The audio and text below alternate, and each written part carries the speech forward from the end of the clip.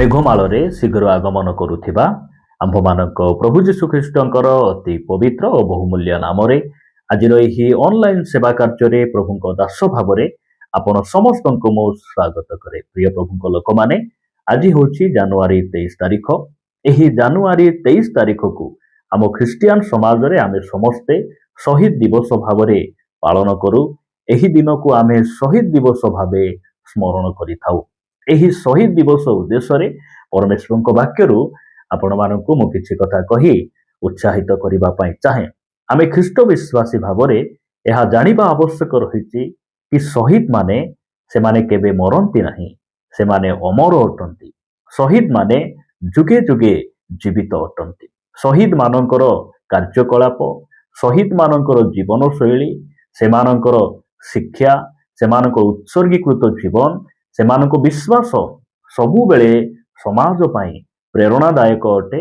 ଆଉ ସେମାନଙ୍କର ସମସ୍ତ ପ୍ରକାର କାର୍ଯ୍ୟ, ସମସ୍ତ ପ୍ରକାର ଜୀବନ ଶୈଳୀ ମାନବ ଜାତିର ହୃଦୟରେ ସବୁବେଳେ ସଜୀବ ଅଟେ। ସେଥିପାଇଁ ଶହୀଦ ମାନେ ମରନ୍ତି ନାହିଁ, ଶହୀଦ ମାନେ ଅମର ଅଟନ୍ତି। ପ୍ରିୟ ପ୍ରଭୁଙ୍କ ଲୋକମାନେ, ପ୍ରଭୁ ଯୀଶୁଖ୍ରୀଷ୍ଟଙ୍କର ମୃତ୍ୟୁବରଣ, ତାହାଙ୍କର କୁଶାର୍ପଣ ଆଉ ପ୍ରଭୁ ଯୀଶୁଖ୍ରୀଷ୍ଟଙ୍କ ରକ୍ତ ମାନବ ଜାତିର ପାପକୁ କ୍ଷମା କରେ, ମାନବ ଜାତିକୁ ପାପରୁ ପରିତ୍ରାଣ ଦିଏ।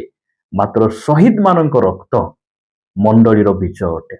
ଯେତେବେଳେ ବି ପ୍ରଭୁ ଯୀଶୁଖ୍ରୀଷ୍ଟଙ୍କ ସାକ୍ଷ୍ୟ ସକାଶେ ମନୁଷ୍ୟମାନେ ଶହୀଦ ହେଇଯାଇଛନ୍ତି, ନିଜ ଜୀବନକୁ ସମର୍ପଣ କରିଛନ୍ତି, ସେହି ସମୟରେ ଅନେକ ପରିତ୍ରାଣ ପାଇନଥିବା ଭାଇ ଭଉଣୀ ମାନେ, ହଜା ଆତ୍ମା ମାନେ ମଣ୍ଡଳୀକୁ ପଳାଇ ଆସିଛନ୍ତି। ଯେତେବେଳେ ବି ପ୍ରଭୁ ଯୀଶୁଖ୍ରୀଷ୍ଟଙ୍କ ସାକ୍ଷ୍ୟ ସକାଶେ ମାନବ ଜାତି ଅର୍ଥାତ୍ ପ୍ରେରିତ ମାନେ, ତାହାଙ୍କର ସାଧୁ ଲୋକମାନେ ନିଜ ଜୀବନକୁ ସମର୍ପଣ କରିଛନ୍ତି, ଶହୀଦ ହେଇଛନ୍ତି, ସେହି ସମୟରେ ମଣ୍ଡଳୀ ବଢିଛି। ମୁଁ ପ୍ରଭୁଙ୍କର ଗୌରବ କରେ ଯେ ଏହି ପ୍ରକାର ଜଣେ ପରମେଶ୍ୱରଙ୍କୁ ଆମେ ସେବା କରୁଛୁ, ଯେ ସେ ଯୁଗେ ଯୁଗେ ସତ୍ୟ ଆଉ ଜୀବିତ ପରମେଶ୍ୱର ଅଟନ୍ତି। ଆମେ ଦେଖୁଛୁ ଯେ ଯେତେବେଳେ ସ୍ତିଫାନଙ୍କର ମୃତ୍ୟୁବରଣ ହେଲା, ଯେତେବେଳେ ସେ ଶହୀଦ ହେଲେ, ପୃଥିବୀର ନମ୍ବର 1 ପ୍ରେରିତ ଯେ ସାଧୁ ପାଉଲ, ସେ କଣ କଲେ? ପ୍ରଭୁ ଯୀଶୁଖ୍ରୀଷ୍ଟଙ୍କ ନିକଟକୁ ପଳାଇ ଆସିଲେ। ପୃଥିବୀର ନମ୍ବର 1 ପ୍ରଚାରକ, ପୃଥିବୀର ନମ୍ବର 1 ଶିକ୍ଷକ ଏ ସାଧୁ ପାଉଲ ଏ ପ୍ରଭୁଙ୍କ ନିକଟକୁ ପଳାଇ ଆସିଲେ। ମୁଁ ପ୍ରଭୁଙ୍କୁ ଧନ୍ୟବାଦ ଦିଏ। ସେଥିପାଇଁ ଏହା ଆମେ ଜାଣିବା ଆବଶ୍ୟକ ରହିଛି କି ଶହୀଦ ମାନେ ସେମାନେ ମରନ୍ତି ନାହିଁ, ସେମାନେ ସବୁବେଳେ ଅମର ଅଟନ୍ତି। ଆସନ୍ତୁ ବାକ୍ୟରୁ ଗୋଟେ ପଦ ପଢି ଆମେ ଆଗକୁ ବଢିବା। ଆପଣମାନେ ମୋ ସହିତ ଏବ୍ରୀ ପୁସ୍ତକ 11 ଅଧ୍ୟାୟ 4 ପଦ ପ୍ରତି ଧ୍ୟାନ ଦେବେ। ଏବ୍ରୀ ପୁସ୍ତକ 11 ଅଧ୍ୟାୟ 4 ପଦରେ এই ପ୍ରକାର ଲେଖାଯାଏ, ବିଶ୍ୱାସ ଦ୍ୱାରା ହେବଲ ଈଶ୍ୱରଙ୍କ ଛାମୁରେ କଇନ ଅପେକ୍ଷା ଉତ୍କୃଷ୍ଟ ବଳି ଉତ୍ସର୍ଗ କଲେ ଓ ତଦ୍ୱାରା ସେ ଧାର୍ମିକ ବୋଲି ସାକ୍ଷ୍ୟ ପାଇଲେ। ଈଶ୍ୱର ନିଜେ ତାଙ୍କ ଦାନ ସମ୍ବନ୍ଧରେ ସାକ୍ଷ୍ୟ ଦେଲେ, ଆଉ ସେ ମୃତ ହେଲେ ହେଁ ବିଶ୍ୱାସ ଦ୍ୱାରା ଆଜି ପର୍ଯ୍ୟନ୍ତ କଥା କହୁଅଛନ୍ତି। ପ୍ରଭୁଙ୍କର ଗୌରବ ହଉ। ପ୍ରିୟ ପ୍ରଭୁଙ୍କ ଲୋକମାନେ, ଆଜିକୁ 25 ବର୍ଷ ତଳେ ଅଷ୍ଟ୍ରେଲିଆର ମିଶନାରୀ ଯାହାଙ୍କ ନାମ ଗ୍ରାହାମ ଷ୍ଟେନ୍, ସେ ଆପଣା ଦେଶ, ଆପଣା ବାତାବରଣ, ପରିବେଶ, ନିଜ ପରିବାରକୁ ଛାଡ଼ି ସେ ଏହି ଭାରତ ମାଟିରେ ପ୍ରଭୁ ଯୀଶୁଖ୍ରୀଷ୍ଟଙ୍କର ସାକ୍ଷ୍ୟ ସକାଶେ ତାହାଙ୍କ ସେବା କରିବା ପାଇଁ ଏବଂ କୁଷ୍ଠ ରୋଗରେ ଆକ୍ରାନ୍ତ ପ୍ରପୀଡ଼ିତ ଲୋକମାନଙ୍କ ସେବା କରିବା ପାଇଁ ଏହି ଭାରତ ପରି ଦେଶରେ ଆଉ ଓଡ଼ିଶା ମାଟିରେ ସେ ଆସି ଅନେକ ବର୍ଷ ନିଃସ୍ୱାର୍ଥପର ଭାବରେ ସେ ସେବା କଲେ। ଆପଣ ଦେଖିବେ ଏହି ଭାରତରେ କିମ୍ବା ଅନ୍ୟ ରାଜ୍ୟରେ ମଧ୍ୟ ସେମାନେ ଲକ୍ଜରିୟସ୍ ଲାଇଫ୍ ବଞ୍ଚିବା ପାଇଁ ଦେଶ ଛାଡ଼ି ବିଦେଶକୁ ଯାଆନ୍ତି, ଭଲ ପାଠ ପଢ଼ିବା ପାଇଁ, ଇନକମ୍ କରିବା ପାଇଁ ଏବଂ ସୁଖ ସୁବିଧା ନିମନ୍ତେ ସେମାନେ ଅନ୍ୟ ଦେଶକୁ ଯାଆନ୍ତି। ମାତ୍ର ଅଷ୍ଟ୍ରେଲିଆରେ ଗ୍ରାହାମ ଷ୍ଟେନ୍ଙ୍କ ନିଜ ସ୍ଥାନରେ ସବୁ ସୁଖ ସୁବିଧା ଥିବା ସତ୍ତ୍ୱେ ମଧ୍ୟ ସେ ସେହି ସବୁ ସୁଖକୁ ସୁବିଧାକୁ ନାସ୍ତି କରି, ପରିତ୍ୟାଗ କରି ସେ କୁଷ୍ଠୀମାନଙ୍କ ସେବା କରିବା ପାଇଁ এই ଭାରତ ବର୍ଷକୁ ଆସିଲେ, ଏହି ଓଡ଼ିଶା ମାଟିକୁ ଆସିଲେ। ଆଉ 1999 ମସିହା ଜାନୁଆରୀ 22 ତାରିଖ ଦିନ ରାତି 12 ଘଣ୍ଟା ସମୟରେ ଦାରା ସିଂ ନାମକ ବ୍ୟକ୍ତିଙ୍କ ନେତୃତ୍ୱରେ RSS ଦଳର କିଛି ଲୋକମାନେ ଗ୍ରାହାମ ଷ୍ଟେନ୍ଙ୍କୁ ଏବଂ ତାହାଙ୍କର 2ଟି ପୁତ୍ର ଯାହାଙ୍କ ନାମ ଫିଲିପ ଆଉ ତିମୋଥି, ଏହି 3 ବାପ ପୁଅଙ୍କୁ ସେମାନେ କଣ କଲେ? ପେଟ୍ରୋଲ ଢାଳି ନିଆଁ ଜାଳି ସେମାନଙ୍କୁ ଜିଅନ୍ତା ଜିଅନ୍ତା ପୁଡ଼େଇ ମାରିଦେଲେ। ପ୍ରିୟ ପ୍ରଭୁଙ୍କ ଲୋକମାନେ, ସେହି ସମୟରେ ତାହାଙ୍କର ସ୍ତ୍ରୀ ଗ୍ଲେଡିଷ୍ଟେନ୍ ସେ କହିଲେ ଯେ ମୁଁ ଏହା ପ୍ରାର୍ଥନା କରୁଛି ଯେଉଁ ଲୋକମାନେ ମୋର ସ୍ୱାମୀକୁ ଆଉ ମୋର ଦୁଇଟି ପୁତ୍ରକୁ ମାରିଦେଲେ ସେମାନଙ୍କୁ କୌଣସି ଦଣ୍ଡ ଦିଆ ନଯାଉ, ସେମାନଙ୍କୁ କ୍ଷମା ଦିଆଯାଉ, ଏହା ମୋର ପ୍ରଭୁ ମୋତେ ଶିଖାଇଛନ୍ତି।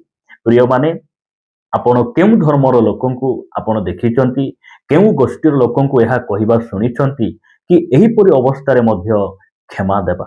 ପ୍ରିୟମାନେ, ଏହା ପ୍ରଭୁ ଯୀଶୁଖ୍ରୀଷ୍ଟ ଆମମାନଙ୍କୁ ଶିଖାଇଛନ୍ତି। ମୁଁ ପ୍ରଭୁଙ୍କୁ ଧନ୍ୟବାଦ ଦିଏ ଯେ ଶହୀଦ ମାନେ ସେମାନେ କେବେ ମରନ୍ତି ନାହିଁ। ଏହି ସ୍ଥାନରେ ଆମେ ଦେଖୁଛୁ ଯେ ହେବଲ ଆମମାନଙ୍କ ମଧ୍ୟରେ ସେ ନାହାନ୍ତି, ମାତ୍ର ଆଜି ମଧ୍ୟ ହେବଲ ବିଶ୍ୱାସ ଦ୍ୱାରା ସେ କଥା ହେଉଛନ୍ତି। ଗ୍ରାହାମ ଷ୍ଟେନ୍ସକୁ ପୁଡ଼େଇବା ପାଇଁ, ଗ୍ରାହାମ ଷ୍ଟେନ୍ସଙ୍କର ଅସ୍ତିତ୍ୱକୁ ନଷ୍ଟ କରିବା ପାଇଁ ଏହି ପୃଥିବୀରେ କୌଣସି ଦାରାସିଂ ଆଜି ଯାଏଁ ଜନ୍ମ ହେଇନାହାନ୍ତି କି ଦାରାସିଂ ପରି ବ୍ୟକ୍ତି କୌଣସି ବ୍ୟକ୍ତି ନାହାନ୍ତି କି ସେହି ଗ୍ରାହାମ ଷ୍ଟେନ୍ସଙ୍କର ଅସ୍ତିତ୍ୱକୁ ନଷ୍ଟ କରିବା ପାଇଁ। ସବୁବେଳେ ଗ୍ରାହାମ ଷ୍ଟେନ୍ସ ସଜୀବ ଅଟନ୍ତି। ଆଜି ମଧ୍ୟ ଗ୍ରାହାମ ଷ୍ଟେନ୍ସ ଆଉ ଫିଲିପ ଆଉ ତିମୋଥି ଆମମାନଙ୍କ ମଧ୍ୟରେ ସେ କଥାବାର୍ତ୍ତା ହେଉଛନ୍ତି। ଗ୍ରାହାମ ଷ୍ଟେନ୍ସଙ୍କର ଗୋଟିଏ ମୁଭି ଯେତେବେଳେ ଅଷ୍ଟ୍ରେଲିଆରେ ରିଲିଜ ହେଲା, ସେହି ସମୟରେ ଅଷ୍ଟ୍ରେଲିଆର ସମସ୍ତେ କହିଲେ କି ଗ୍ରାହାମ ଷ୍ଟେନ୍ସ ଆଜି ମଧ୍ୟ ଯୁଗେ ଯୁଗେ ଆମମାନଙ୍କ ହୃଦୟରେ ସେ ଜୀବିତ ଅଛନ୍ତି।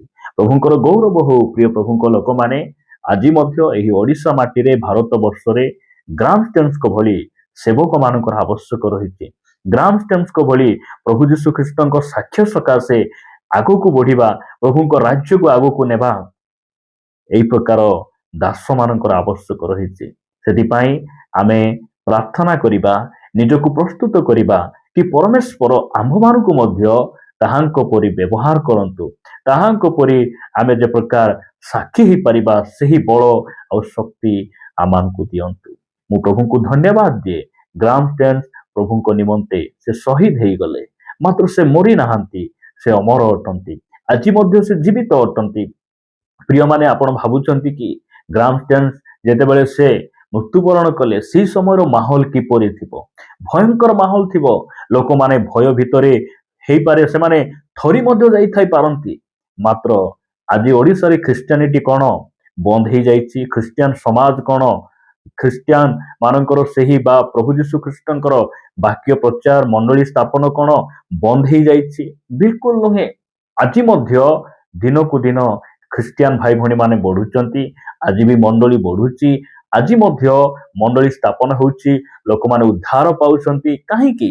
କାରଣ ଶହୀଦ ମାନଙ୍କ ରକ୍ତ ମଣ୍ଡଳୀର ବିଜୟ ଅଟେ।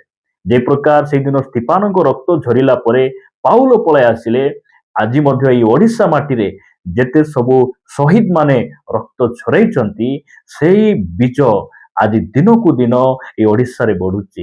ଓଡ଼ିଶାର ଖ୍ରୀଷ୍ଟିଆନ ସଂଖ୍ୟା ବଢୁଛି। ସମଗ୍ର ପୃଥିବୀରେ ଖ୍ରୀଷ୍ଟିଆନ ସଂଖ୍ୟା ବଢୁଛନ୍ତି। ପ୍ରଭୁଙ୍କର ଗୌରବ ହଉ। ଆସନ୍ତୁ ଆମେ ନିଜକୁ ସମର୍ପଣ କରିବା। ପ୍ରଭୁ, ମୁଁ ମଧ୍ୟ ତୁମର ସାକ୍ଷୀ ହେବା ପାଇଁ ଚାହେଁ। ମୁଁ ମଧ୍ୟ ତୁମର ସେବା ନିମନ୍ତେ ମୋର ଜୀବନକୁ ମୁଁ ସମର୍ପଣ କରିବା ପାଇଁ ଚାହେଁ। ଆଜି এই ଓଡ଼ିଶା ମାଟିରେ, ଭାରତରେ ଏହି ପ୍ରକାର ସେବକମାନଙ୍କୁ ପରମେଶ୍ୱର ଖୋଜୁଛନ୍ତି ଯେ କିଏ ମୋ ପାଇଁ ଆଗକୁ ଆସିବ, କିଏ ଅଛି ମୁଁ କାହାକୁ ପଠେଇବି।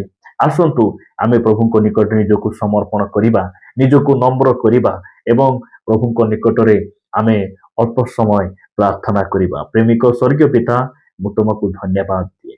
ବାପା, ଗ୍ରାହାମ ଷ୍ଟେନ୍ସଙ୍କ ପରି ସେବକମାନଙ୍କୁ ତୁମେ ଏହି ଓଡ଼ିଶାରେ ତୁମେ ଯୀଶୁଙ୍କ ନାମରେ ଉତ୍ପନ୍ନ କର, ଠିଆ କର।